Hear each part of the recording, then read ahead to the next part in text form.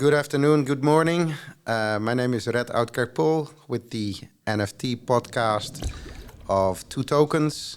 I'm here with Milou and Tamara, and I will ask them to introduce themselves a little bit extensively so that we know their background. We're going to talk about game changing. So, Milou, what's the story behind you?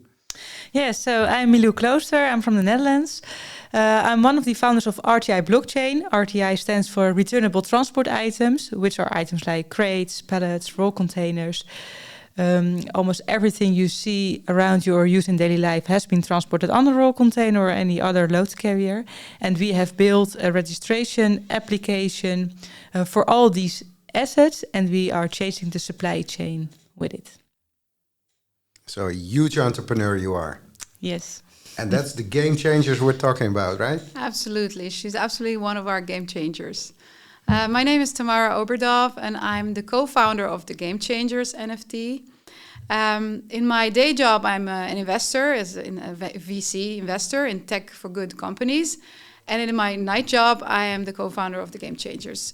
We're an initiative that was born out of the frustration that there's not enough funding for women entrepreneurs and not enough access to networks. And we wanted to change the game of how the current investment landscape looks like.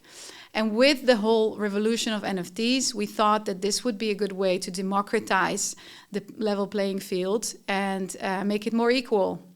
And we started the Gamechangers, where we are finding women across the globe in different parts of the blockchain who are changing the game, who are inspirations for the following generations. And with them, we're lifting them up and amplifying their voice, creating a collection, which we will use to fundraise a new fund to invest in new game changers of the future. That sounds very interesting.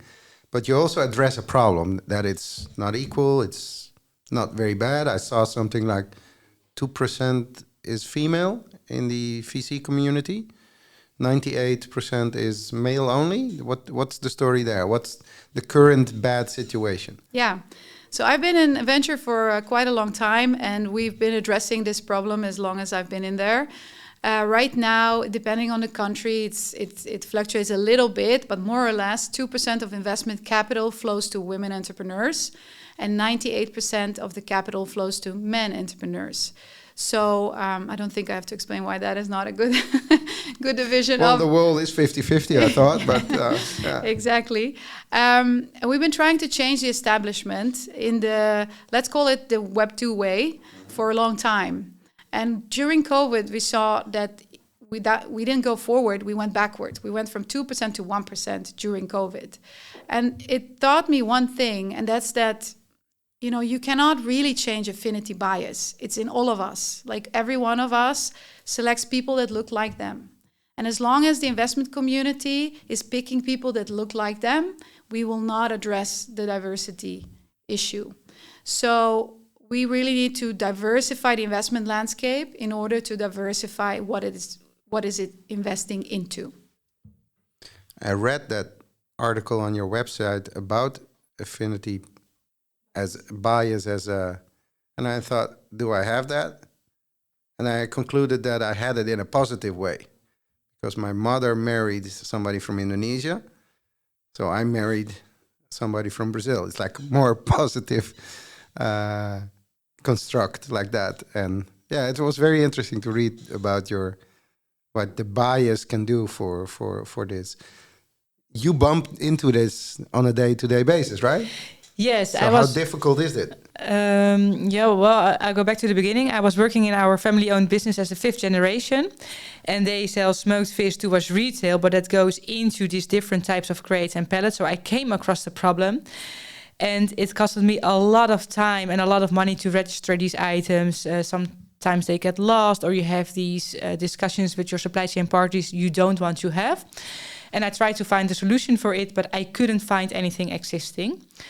I thought maybe I have to create it myself, but I will first do some research about how other companies are solving this problem. I was trying to find a solution in my own chain, but then everyone had the same problem. So I tried different supply chains in the meat industry, but also in the construction industry, completely different. But everyone has the exact same problem. So I thought, okay, maybe I have to quit my job and build a solution myself. During that journey and defining the business model, I came across my co-founder, Yves Dubois. And together we built RTI Blockchain. And in the beginning, it was our own money, of course, we invested in. And we had a lot of Word, PowerPoint, and Excel, and then went to customers to sell our product. Well, we didn't have any product. But everyone was enthusiastic and wanted to start to use it, so we had to show a product. Then I tried to get venture capitals, and they said, yes, you don't have a team yet. You are only with 2. You need at least more to build. We don't want to have you a tech partner, etc. So then we thought, okay, we need to find something. Then we came across the RVO. How do you call it? The Dutch Enterprise Agency. Yes, and they have this financing for seed capital to build your proof of concept. Luckily, we did get it. While we did have to give the presentation for the final conclusion, they told us we have none of any trust in you that you can build this business actually, so you don't have to presentate this afternoon. But we said we are already there and we're going to give the presentation if something went wrong. But that means that you always have to believe in yourself and go out of your own strength and do it because you believe in it. So at the end of the day, we still got it. So we were very happy, of course. And we were already talking to different investors who could invest after we have built the proof of concept. And with one of them, we had this amazing click. So that became our investor as well. So the next step wasn't that hard. But we needed this first step to build this proof of concept. And luckily, the RVO stepped in because this venture capitalist said, no, it's too high risk. But so what kind of numbers are we talking about? How much did RVO sponsor this initiative? We got the max. It is a bit more than 300,000 euros. Okay. And the product is demonstratable now? It is already live. That was like 2.5 years ago. So we start building our proof of concept. And we find these pilot customers. We already found them. So they were testing it right away. Then COVID came along, of course. But that gave us a bit more time to build our product. So we did. And then now we have it live, up and running and ready to scale up. Excellent, excellent. How big was the problem for your family company? Where you basically, that was your first job after? Yes, it was my first full-time job. Yeah. And it is a big problem as it is quite complicated because you don't buy these assets on your own, but you rent them from different parties. And your customers decide in which type of crate or pallet you can deliver your goods on. So if you are growing as a company, you get more assets. And the more assets you have, the more registration platforms you have. So you have it with your suppliers and your customers, but also with the third parties you are renting these items from. And they all have their own business model, so their own fee trip, monthly fee, well, you name it. So almost everyone is registering in Excel sheets and multiple Excel sheets for one organization. Last week I talked to someone who had 12 Excel sheets open. And each Excel sheet contains each supplier and customer item type, what's coming in, what's going out. It's crazy. So what we do is that we have one platform, independent, where you can register all these items on and connect your whole chain to it. And you work together in the same data. And this is a complete change of mind within your whole supply chain to work together. Blockchain is a ledger, so it's the perfect example, I would even say. Yes. So let's dive into it. So Gamechanger NFT, should you take a picture of her and sell it? What's the idea here? Well, I think you heard in her story the way that they started. The biggest problem that women entrepreneurs have, because investors always say, we can't find them.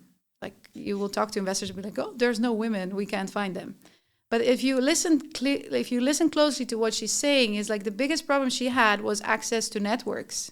Like, where do I find initial investors? How does this process actually work? If I want to start a company tomorrow and I'm now doing something completely different, who is going to teach me what do I have to do to get there? It's not that I cannot do it. I just don't know how. Someone needs to show me. So this access to network problem is a very big constraint for a lot of women to do entrepreneurship successfully. And then the second thing you heard from her story is access to capital. You know, like she probably went, I don't know yet, but she probably went to really large VCs who at that time thought she was a very tiny early stage company. So it wasn't the right type of investor for her phase of business. But if you don't have a mentor or someone to guide you through this, you don't know what you're doing. So you're just grasping to any introduction that comes along. So access to capital is the second big problem to solve if we want to have more women entrepreneurs join this ecosystem. And that is what we're trying to build with the Gamechangers. We are combining the picture of Gamechangers together with artist artwork as backgrounds. And those two together are coupled to a smart contract, which we make into an NFT. And this NFT is then sold. You have two types of tokens, a membership token, which allows you to join this community and become a supporter and an owner of the success of the Gamechangers. And the second utility token is an investment club token, where you invest more, but you join this investment journey where you learn about investing in Web3. How does it work? What do I have to do? What due diligence to follow? How to pick my investments, etc. So those are the two utility tokens that we currently offer. And it's operational. What stage is it? We are, I would say, 4 weeks out before the first drop. So we've created the first collection with 50 Gamechangers across the world. So it's 50 women in Web3. There's only 2 in the Netherlands. So we were very, very selective on who we thought was a real game changer and what was the journey that they went on to. And there's a lot of different sectors. There's a lot of different influencer levels. We have some very famous game changers, like Randy Zuckerberg, for example. But we also have some people you've never heard about, but they're game changing in their own agri-tech sector or logistics, like in this case. So we created a collection. We're right now building the tech. We want to make as frictionless as possible journey. My background has always been in e-commerce, and people in Web 2 are used to normal checkout procedures, one-page checkouts, and no friction. But the Web3 world is not there yet. There's a lot of friction. Like you have to have a wallet, you have to have cryptocurrency, you have to do KYC, you have to understand what it is you're talking about. Your wallet needs to accept. It's a little bit of a nightmare still, yeah. The right blockchain. So, there's a lot of frictions, and then we're very early in this process, and we are solving for that. So we're building a one-page checkout where you can pay with fiat, you can pay with cryptos, you don't need a wallet. So we're solving a lot of the friction, and that's why it's taking a little bit longer. Yeah. I'm curious, this 50, if you would pick 50 male, is there a difference in focus, different approach? Could you say something about that? I think in general, even if it's Web 2 or Web 3, doesn't really matter in my life as investor. We do see that women really focus more on the social impact of what they're doing. And there's many researchers that prove that if you give your $1 to a man versus a woman, the chances of impacting society is 3 times higher. And that's what we see here. Every single project that we picked has a social mission behind it. Yes, they're in it to make money, but they're also in it to improve something in the world around us. So I think the biggest difference is probably the impact on society. Yeah, that's something that you hear also in countries with a lot of female entrepreneurs, that is the case. With all kinds of society structures that are financing these approaches. So I can relate to that. I've seen that story happening again. And what's the NFT part? Could you elaborate a little bit about that? What blockchain are you using? What's the technology or the utility? No, the technology and the utility. Okay, so let's start with the utility. So we're really about building an intentional community because, like I explained, the two biggest challenges are access to networks and access to capital. So we thought, okay, what kind of community are we building? If we are a venture catalyst, what ingredients does an entrepreneur need for success? So it's mentorship, it's expertise, but it's also access to talent, recruiting, developers, and that's the community we're trying to build. So in our first token, the utility is really getting the membership community together that will support the journey of the entrepreneurs. And why is it an NFT? You could also say, why not do this as a, normal membership in a subscription form? Yeah. Because if you put time in a startup and you help the startup, you want to share in that success. And the utility of the token allows you to share in the success.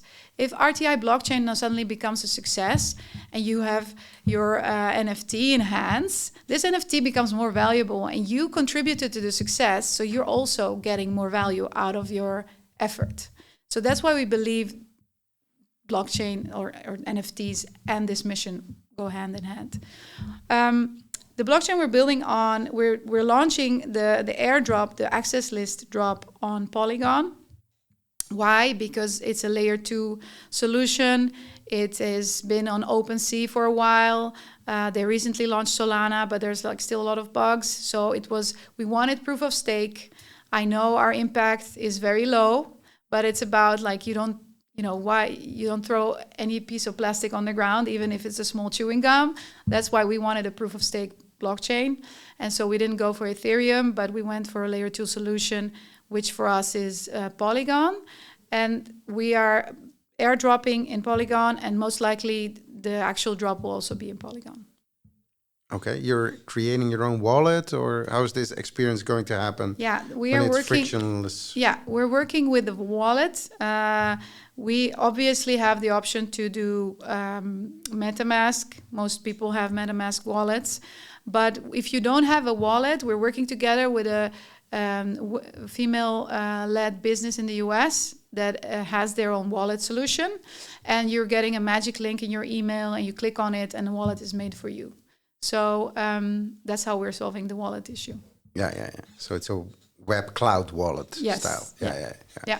I see that sort of solutions also in other ecosystems. Yeah, they work very smoothly. Yeah, it goes very smoothly. Plus, you don't have to think about. I remember me creating my first wallet, like not understanding what I was doing at all. What seed phrase? Yeah, exactly. What is this? Yeah. And also the same with payment. So if we really, we really believe in our mission. There's a lot of people, no one I've spoken with does not believe in the mission. But most people are not in Web3. So if we want to bring Web2 to Web3, we also need to allow them to pay in normal currency. And this was the biggest challenge because when we started this in September last year, there was no MoonPay. There was no PSP solution to plug and play API in and create a fiat wallet next to your crypto coins.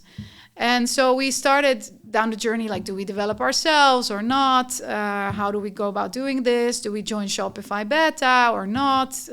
We had a lot of options, a lot of solutions. And now, luckily, there's a lot of tools out there we can plug into. So we're plugging into Stripe, both for KYC and for the fiat payments. Clear. Is there a decentralized angle to it as well? So that now it's a very centralized initiative from you guys. Yes. Could somebody else build on top of it or add to it? Is there a strategy for that? Well, we are mostly decentralized. The way that it works is the NFT, the Gamechangers NFT, is the one that building the collection, selling the collection, and gathering the Game Changers. The Game Changers are kind of like a DAO that are the ones that are sourcing and scouting the deals. And they bring the investment deals, the deals that we're going to invest in, into the venture fund. The venture fund is very traditional because I think it's a very efficient model. But it's the scouting of the right deals. So we will have a group of 50 successful Web3 entrepreneurs who are going to be the scouts and who are going to bring in the deals. We will do a traditional due diligence process, and we will bring back the deals that come out as potentially good. And then that same cohort will decide where we invest in. So we build a kind of like a decentralized philosophy into the investment model, where we're saying to the people that are wanting to buy the investment club token, hey, you get a chance to invest alongside some of the most successful Web3 entrepreneurs. And you get to do it for only $5,000. Like, in which universe can you invest alongside top investors for $5,000? Well, that's what we're building. Sounds very, very interesting. Do you have an NFT in your platform, or how does that work? Yeah, you could see all the assets that's moving around the individually. They're an NFT, right? Exactly. Yeah. And they're a token as well. So each asset has their own token, and each one is an NFT. So yes, we do have, but we don't communicate it out in the open because this new technology is already kind of scary for all these organizations to do their administration on. So we have to take away that hurdle first, and then we can we are already building our own community, but then we can use it in the other way as well. I wanted to go back a little bit on what Tamara just said about these payment, how you could pay with your own currency you are using, no matter where you live. This is so nice to be in this community because we are doing exactly the same for the supply chain. Each organization has to pay their deposit money or has to pay their rent. We could take over that by using RTI Blockchain because this blockchain technology is perfect for it. And we want to go that way, but we don't know yet how. And as I hear your story and what you are doing with Stripe, I'm thinking like, oh my God, this could work for RTI Blockchain as well. And we could do this so much faster than I thought. So this is one of the reasons I am so happy that I am in this community and can learn from everyone's process, which journey everyone is taking, and apply that on my own. Yeah, there's a lot of complication getting to your space then as well, with payment licenses and money transmitter licenses, yes, probably. And we are all used somehow to invent the wheel ourselves all the time, but it is not necessary. We are all doing the same, but you just have to apply it to your own business, and then you could use it from each other. That's one of the reasons why we founded Two Tokens, also to spread the news, spread the information about tokenization, about this, basically this breakthrough technology. That's very, very, very revolutionary, especially the way. Let's not go into that rabbit hole. There's too much rabbit holes in this space. It is, but this is what Web3 does. We help each other. We are building this huge ecosystem, and it's the Gamechanger project of Tamara. It's the supply chain ecosystem of RTI Blockchain. It's your ecosystem with Two Tokens. We are all working on the same, and that's not possible without this Web3. Absolutely, absolutely. Very revolutionary things are coming out, I think. So that leads me to probably the last question as well. Web3, do you have like really dreams of how they will progress in the future? Revolutionary ideas? If you would start something new, do you have ideas on what Web3 really could bring to the table? Regarding RTI Blockchain, yes, of course we do have, and that's what my full focus is on. In 2024, we would like to be the world leader, the world standard of how all load carriers are registered worldwide. And there are a lot of possibilities, including the payments, of course. That's what my focus is on right now. But of course, there are a lot of other possibilities. I'm thinking, but I didn't find the right yet. So. I think your project could be one of the supporting projects within R2, but I'm thinking out loud. I don't know if you already talked with Alex about that, because that is also some of the work that R2 is doing. So we're trying to standardize how energy is being structured and standardized so that you can have provenance on energy. So this energy comes from a solar panel. Where we have a project for invoices, standardization on the invoices, so that an invoice, for example, can be factoring on an NFT, basically. So an undisputed invoice is an ideal NFT. You send out an invoice to a customer signs that it's undisputed after a few days, still have to wait 90 days until it gets paid. From day 3 to day 90, it can be financed so easily. Yes.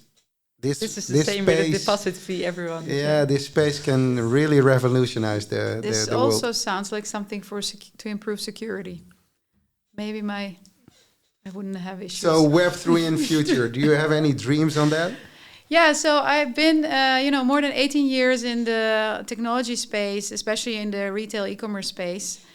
And we are very early. Like this reminds me very much of like 2000s, and the first early internet days. Exactly, the first early internet days. Like I remember conversations about e-commerce and all the friction that was in there. And this is why I'm so excited to be here. Like I've never felt so, how do you say that? I've never had so much belief in a new concept like Web3. I think this idea that we can co-own stuff, that we contribute to, and that we're in control of our own data is really something that the current society is pushing towards and that we cannot ignore anymore. And there's going to be so many opportunities to take friction out in the coming couple of years that I'm very, very excited to be part of that. So let's wrap it up with that. I think these game changers are going to get that friction out that we definitely need to kick out.